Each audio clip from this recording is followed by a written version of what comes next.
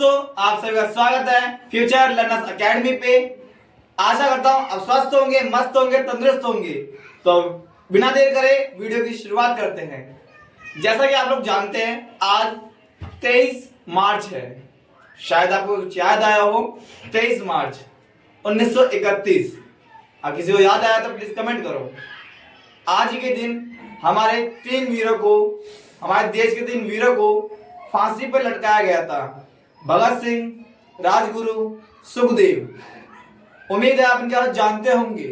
अगर नहीं जानते तो प्लीज इनके बारे में जांच कीजिए, पता लगाइए कि ये कौन थे, इनके बारे में क्यों बताया जा रहा है एफडी की तरफ से। बाकी मेरे से समझदार आप लोगों, आपको खुद का पता है क्यों इनके बारे में बताया जा रहा है। 24 मार्च 1931 को इनको फांसी दी जानी थी, लेकिन उस टाइम पे जो अंग्रेजी सरकार थी उनको पता था कि अगर भगत सिंह, राजगुरु, सुखदेव को फांसी की सजा 24 साल को दी जाए, फांसी इनको 24 साल को दी जाए तो उनको लेकर जाया जाएगा। और उसी के सपोर्ट में जितने भी हमारे भगत सिंह के सपोर्टर्स थे, जितने भी क्रांतिकारी सपोर्ट करते थे, उस टाइम में जो आह्वान जनता थी वहां की, जो उनको सपोर्ट करती थी, उनको पता था उनका जुलूस जो बढ़ता जा रहा था। तो उस डर से बचने के लिए उन लोगों ने अपने 4 दीवारी के अंदर ये निर्णय लिया कि भगत सिंह, राजगुरु, सुखदेव को 23 तारीख को रात को फांसी दे दी जाए। और उनको फांसी दे दी गई थी रात को 7:11।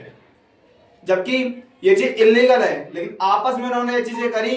और उस टाइम मैं बोलना चाहूंगा, शायद कोई अगर गांधी जी से सपोर्ट करता है तो प्लीज पहले मैं माफी मांग लेता हूँ। गांधी जी से राय ली गई थी उस टाइम पे, जो ब्रिटिश सरकार थी, वो सारे जो मुद्दे थे जिसपे कुछ काम करना होता था, उनको हमेशा गांधी जी की राय लिया करते थे। तो सेम वैसे ही हुआ। गांधी जी से पूछा गया, क्या हम भगत सिंह को 23 तारीख की रात को फांसी दे सकते हैं? अगर आप कहते हैं तो आपके ऊपर डिपेंड करता है। तो गांधी जी ने बिना सोचे समझे डायरेक्टली पेपर पर दस्तखत कर दिए थे कि हाँ दे दीजिए, मैं आपके सपोर्ट में हूं। इसका मेन कारण यही है, 2 विचारों को द्वंद्व। विचार ऐसे होते हैं, आपस में युद्ध तक रहा था देशों का, वहां पे तो जान की बात थी।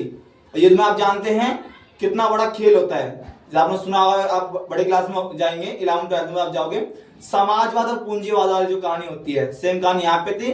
गांधी जी जो है हमारी अहिंसावादी सोच को सामने रखते थे कि अहिंसा की तरीके से उनसे आजादी हम पा सकते हैं। लेकिन भगत सिंह उनके अपोजिट थे, उनके बिल्कुल प्रतिरोधी थे। वो कहते थे कि अगर हम उनको एक ठोकर नहीं देंगे, उनको एक लात नहीं मारेंगे, उनको एक जवाब नहीं देंगे, जब तक ये हमें गुलाम बना के रखेंगे। उनका मानना था कि हिंसा के तरीके से क्रांति आ सकती है। हमारे यहाँ के जो मजदूर हैं, हमारे यहाँ का तीसरा वर्ग का जो बंदा है, जो व्यक्ति है, जो पर्सन है, उनको अगर आजादी चाहिए तो उनको हाथ में हथियार उठाने पड़ेंगे। लेकिन गांधी जी इस चीज को गलत मानते थे। उनका कहना था कि नहीं, हम जो भी करेंगे अहिंसा के तरीके से करेंगे। अहिंसा का मतलब अगर आपको नहीं पता है तो मैं आपको बता देता हूँ। अहिंसा का मतलब होता है नॉर्मली जुलूस निकालना, नारेबाजी करना और अच्छे तरीके से एक रैली निकाल के चलना। कोई भी उसके अंदर फालतू के वर्डिंग यूज नहीं होनी चाहिए, ना ही गाली गलौज टाइप में, ना ही कोई मुठभेड़ होनी चाहिए, ना ही कोई तोड़ाफाड़ी होनी चाहिए। लेकिन हिंसा में ये सब चीजें होती हैं। तो ये इसी विचार के कारण गांधी जी ने उनको सपोर्ट किया ब्रिटिश सरकार को कि हाँ उनको हम फांसी दे देते हैं।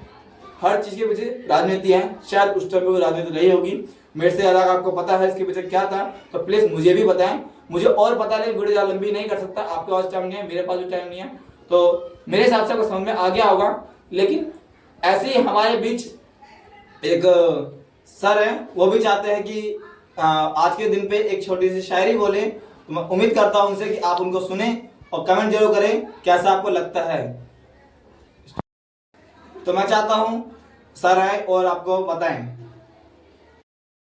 जैसा कि अभी आपको अरुण सर ने बताया होगा भगत सिंह, राजगुरु, सुखदेव जी के बारे में, वैसे मैं उन तीनों क्रांतिकारियों के बारे में एक शायरी पेश करना चाहता हूँ। मोमबत्तियां बुझ गई, चिराग तले अंधेरा छाया था।